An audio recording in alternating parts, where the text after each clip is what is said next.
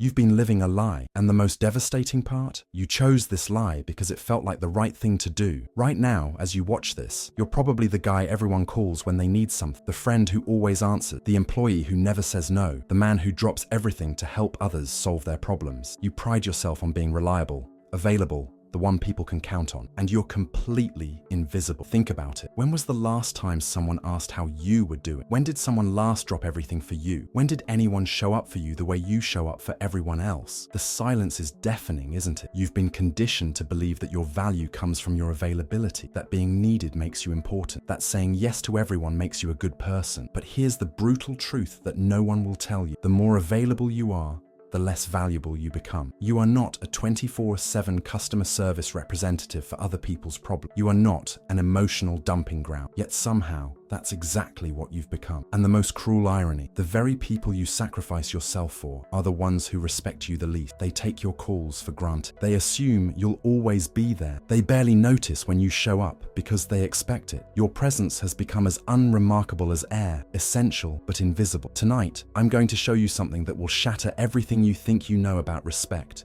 relationships, and power.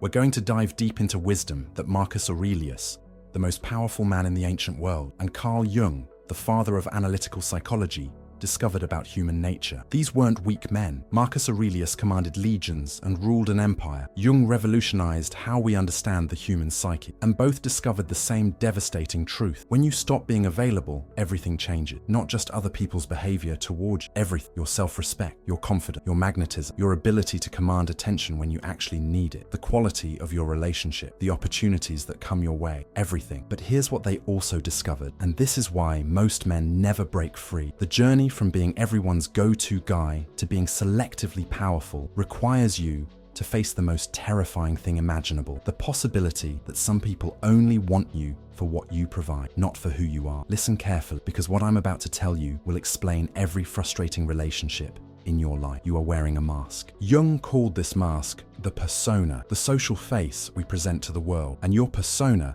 has been carefully crafted to be the helpful guy, the reliable friend, the team player who never complains. But here's what Jung discovered that will devastate you. The persona that keeps you safe also keeps you trapped. Every time you say yes when you want to say no, you strengthen this mask. Every time you prioritize someone else's emergency over your own needs, you make the mask heavier. Every time you swallow your real feelings to keep the peace, you disappear a little more behind this false identity, and the people around you, they fall in love with the mask, not with you. Think about your closest relationships right now. How many of them would survive if you suddenly stopped being endlessly available? How many people in your life have ever seen you angry, frustrated, or in need? How many know your actual dreams, fears, and ambitions versus just knowing you as the guy who solves problems? The answer terrifies you because you already know it. You've built your entire social identity around being useful, but utility isn't love. Convenience isn't friendship. Being needed isn't the same as being valued. Jung wrote extensively about this in his work on individuation, the process of becoming who you truly are rather than who others need you to be. But here's the psychological trap you've fallen into. By trying to be everything to everyone, you become nothing to yourself. Your energy, your time, your emotional bandwidth, these are finite resources. When you give them away indiscriminately, you're left operating on empty. You become resentful but can't express it. You become exhausted but can't rest. You become angry but can't show it, because that would shatter your nice guy image. This is what Jung called shadow possession, when the rejected parts of your personality begin to control you from the unconscious. You think you're being good, but you're actually being passive-aggressive. You think you're being helpful, but you're enabling dependency. You think you're being loving, but you're being manipulative. Because let's be honest, part of why you're always available is because it gives you a sense of control and importance. When people need you, you feel valuable. When they call you first, you feel chosen. When you can solve their problems, you feel powerful. But this is a false power. It's the power of the slave who believes he's important because his master depends on him. Real power doesn't come from being indispensable. It comes from being selectively generous with your resources. Marcus Aurelius understood this deeply. As emperor, everyone wanted access to him. Everyone had problems that only he could solve. Everyone believed their crisis was the most important thing in the world. But in his personal journal, the Meditations, he wrote, "Remember that very little disturbs the wise man, and that little disturbs him only temporarily. The wise man preserves his energy for what truly matters." What you're about to discover will change how you see every relationship in your life. Because when you're constantly available, you don't just attract people who appreciate you, attract 7 deadly emotional parasites that will drain your soul. First is the addiction to your availability. People become addicted to your energy, your time, your resources, like a drug. They don't call you because they value your wisdom. They call because they know you'll answer. This is emotional vampirism, and you've been training people to feed on you. Second is the envy you develop toward people who have boundaries. You start to resent people who say no and wonder why they get more respect than you do. You watch people who are selectively available and see how others pursue them while you're taken for granted. Third is the insatiable consumption of your energy by others. People become gluttons for your attention, your time, your emotional labor. They consume your energy like junk food, mindlessly, excessively, without consideration for the cost to your well-being. Fourth is the rage you cannot express, because you can't show anger toward people who exploit your kindness without shattering your nice guy persona. The rage builds inside you, pressure in a volcano. This suppressed rage leaks out in passive aggression and poisons your relationships. Fifth is your greed for martyrdom points. You hoard your sacrifices like a miser hoards gold. You keep a mental ledger of everything you've done for others, expecting this account will somehow pay dividends in respect and love. But martyrdom points are worthless currency. Sixth is the laziness of emotional growth. It's easier to keep being the helpful guy than to do the hard work of developing boundaries, self-respect, and authentic relationships. Being constantly available is actually the lazy part because it avoids the difficulty of real connection. Seventh is the pride that destroys you, the pride that comes from being needed. You've convinced yourself that your constant availability makes you superior to people with boundaries. This pride prevents you from seeing the truth. You're not being generous, you're being controlling. Now I want to tell you about a man who faced the ultimate test of availability versus boundary. Marcus Aurelius was the most powerful human being on earth. Imagine having the weight of an entire empire on your shoulders, every decision affecting millions of lives, every moment someone with a crisis that only you could solve. If anyone had an excuse to be constantly available, to sacrifice personal time for the greater good, to live entirely for others, it was Marcus Aurelius. And yet, this man regularly made himself unavailable. While his empire demanded constant attention, he carved out time every morning and evening for solitary reflection. This wasn't selfishness. This was strategic self-preservation. He understood something that modern men have forgotten. You cannot lead others effectively if you don't lead yourself first. In his personal journal, he wrote, "At dawn, when you have trouble getting out of bed, tell yourself, I have to go to work. As a human being, what do I have to complain of if I'm going to do what I was born for, the things I was brought into the world to do?" Notice what he didn't write. I have to go solve everyone else's problems. He talked about his own purpose, his own calling, his own reason for existence. Marcus Aurelius developed what I call the morning armor ritual. Before engaging with the demands of empire, he would spend time fortifying his mind and spirit. He would remind himself of his values, his priorities, and his boundary. He wrote, "Begin each day by telling yourself, today I shall be meeting with interference, ingratitude, insolence, disloyalty, ill will, and selfishness. They are all due to the offender's ignorance of what is good or evil." This wasn't pessimism, this was preparation. He understood that if you don't armor yourself mentally before engaging with others, you'll be torn apart by their demands, expectations, and emotional chaos. Here's where Marcus Aurelius becomes truly revolutionary for the modern man. He developed a philosophy of selective engagement. He didn't try to solve every problem or please every person. Instead, he focused his energy on what he called the discipline of desire, choosing consciously where to direct his attention and energy. Think about this. The ruler of the known world had to learn to say no. He had to learn to delegate. He had to learn that his availability was a finite resource that needed to be protected and strategically deployed. If the most powerful man in history needed boundaries,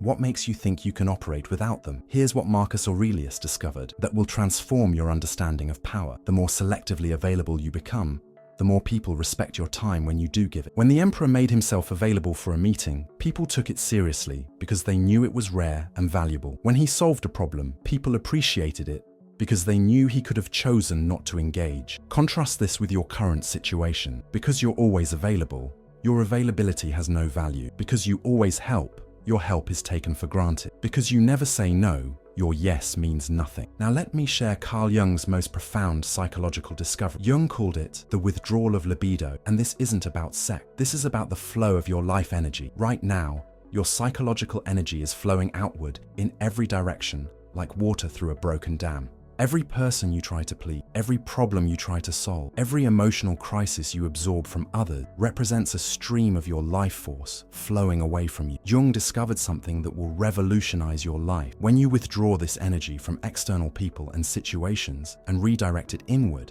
it transforms into personal power, insight, and magnetic presence. This isn't selfishness, this is alchemy. You're taking the raw energy you've been giving away and transmuting it into something infinitely more valuable, authentic strength. Jung observed this pattern repeatedly in his patients. The people who were most depleted, most anxious, most lacking in direction were invariably those who had scattered their energy across too many relationships, obligations, and other people's problems. But when these patients learn to withdraw their energy from external sources and focus it inward, something remarkable happened. They developed profound insights into their own nature and purpose. They became naturally attractive to others without trying. They made better decisions because they weren't constantly reactive. They attracted healthier relationships because they stopped accepting unhealthy ones. One of Jung's patients described the transformation this way: I stopped trying to be interesting to everyone and became interested in myself. Suddenly, everyone wanted to know what I was thinking about. Here's where Jung's discovery becomes almost magical in its effects. When you stop chasing others' approval, they start seeking yours. Jung called this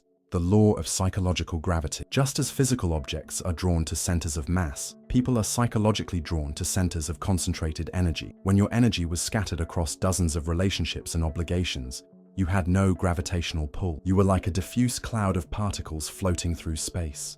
But when you withdraw that energy and concentrate it within yourself, you become like a star, a dense center of energy that naturally attracts others into your orbit. What I'm about to tell you will feel like death, because in a very real sense, it is. Jung discovered that true psychological maturation requires the death of false identity, what he called personas, that we've built to navigate the social world. And for men who struggle with constant availability, the persona that must die is the most seductive and dangerous of all, the savior. Think back to when you first learned that helping others made you valuable. Maybe you were the kid who helped your overwhelmed mother. Maybe you were the friend who always mediated conflicts. At some point, you discovered that being helpful made people need you, and being needed felt like love. This was the birth of your savior persona, the false identity that convinced you your worth comes from rescuing others. But Jung understood something devastating. The very identity that makes you feel valuable is the prison that keeps you powerless. The savior is addicted to being needed because it provides a sense of purpose, a feeling of control, an illusion of superiority, a shield against vulnerability, and a guarantee of social value. Jung called this the helper's shadow, the dark motivations hidden beneath apparent selflessness. When you position yourself as the person who can solve everyone's problems,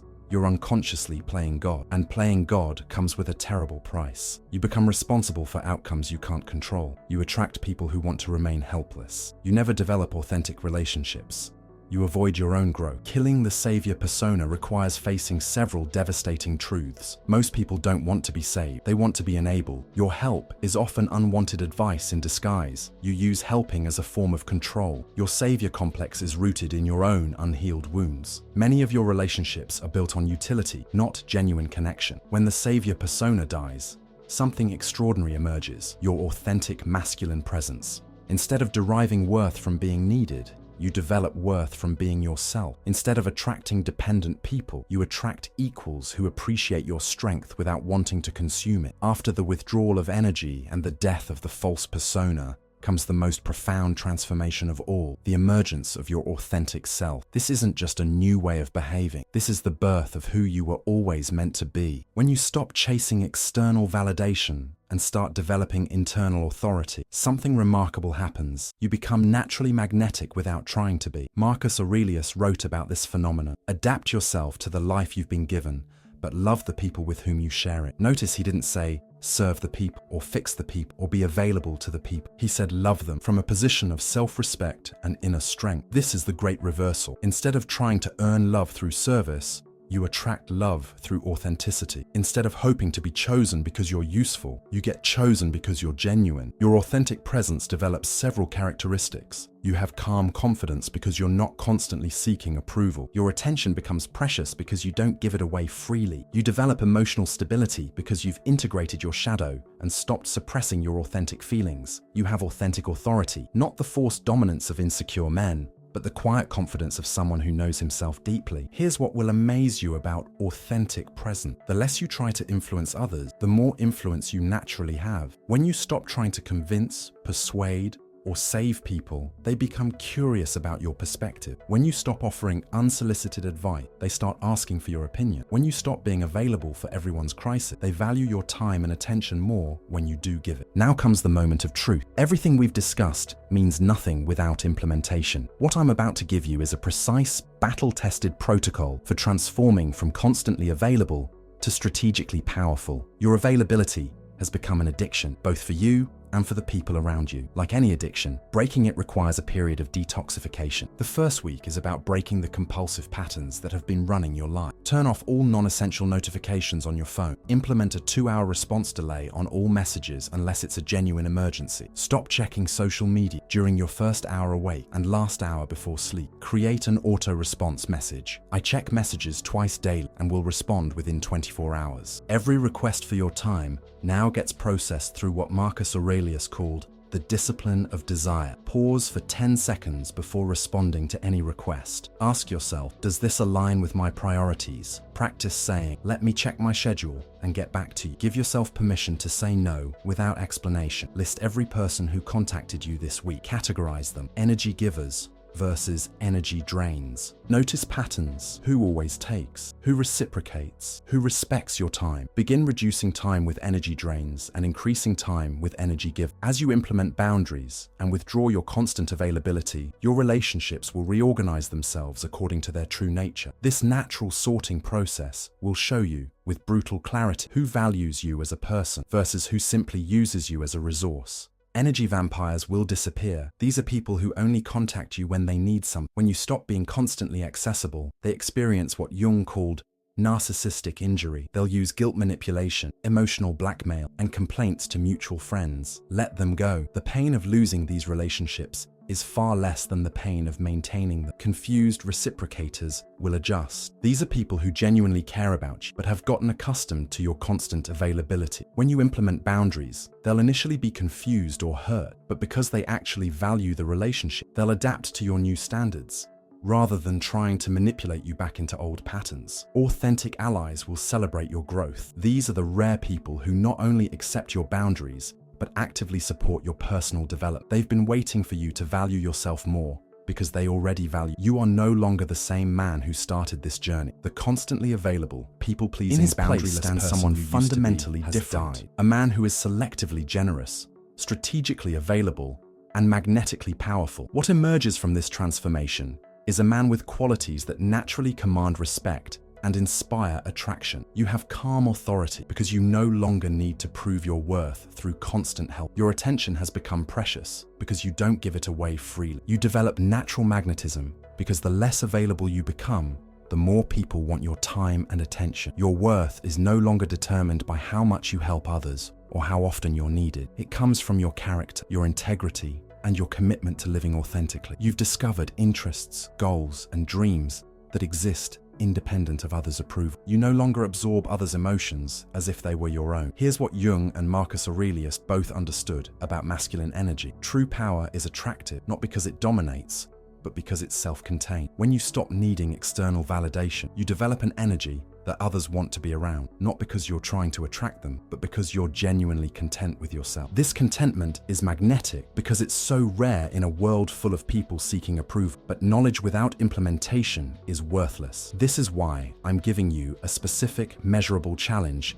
that will cement your transformation. The 21-day availability detox protocol. For the next 21 days, you will systematically withdraw your constant availability and redirect that energy toward building authentic personal power. Week 1 focuses on foundation, implementing response delays, saying no daily, spending time in solitude, and identifying energy drains. Week 2 is about separation, auditing relationships, reducing time with energy drains, stopping unsolicited advice, and noticing resistance. Week 3 integrates the changes, focusing only on reciprocal relationships, establishing clear boundaries, beginning new aligned activities, and expressing authentic opinion. By day 21, you should notice increased energy level, greater clarity about your wants and needs, reduced anxiety about disappointing others, stronger personal identity, and natural confidence. Externally, people will ask for your time rather than assuming they can have it. Show increased respect for your opinions. Engage in deeper conversations, and new opportunities will emerge. This transformation won't be comfortable. You'll face internal resistance as your people-pleasing programming fights to maintain control. You'll experience external resistance as people who were benefiting from your constant availability push back. Some will call you selfish or say you've changed. They're right. You have changed from someone who gave his power away to someone who keeps it. As you complete this transformation, you join a brotherhood of men who have chosen authenticity over approval, self-respect over self-sacrifice, quality over quantity. You become a model for other men trapped in the same patterns. Your example gives them permission to begin their own journey from constantly available to selectively powerful. Marcus Aurelius wrote in his final meditation, "Remember how brief life is, how vast the universe. Remember that tomorrow, or in a year, you and everyone you know will be dead. So what really matters? What matters is not how many people needed you, but how authentically you lived. Not how often you were available, but how present you were when you chose to be. Not how much you gave to others, but how well you stewarded the gift of your own life." Right now, you stand at a crossroads. You can close this video and return to your old pattern, constantly available, endlessly helpful, increasingly invisible. Or you can choose transformation. You can commit to the 21-day protocol. You can begin the journey from people-pleasing to personal power, from external validation to internal authority, from being needed to being respected. The choice is yours. But remember this, every day you remain constantly available is a day you remain invisible to yourself and others. Marcus Aurelius and Carl Jung have shown you the way. The ancient wisdom and modern psychology align. When you stop being available to everyone, you become valuable to the right people. Your 21 days begin now. Not tomorrow, not next week, not when you feel ready, now. Because the man you're meant to become is waiting on the other side of your constant availability. He's been waiting your entire life. It's time to set him free. Marcus Aurelius wrote these words in his private journal, never intended for anyone else to read. You have power over your mind, not outside events. Realize this, and you will find strength. The Emperor of Rome understood what you now understand. True power comes from within. Everything else is just noise. Your availability was never your strength. It was your prison. Your boundaries are not your limitation. They are your liberation. When you stop being available to everything changes.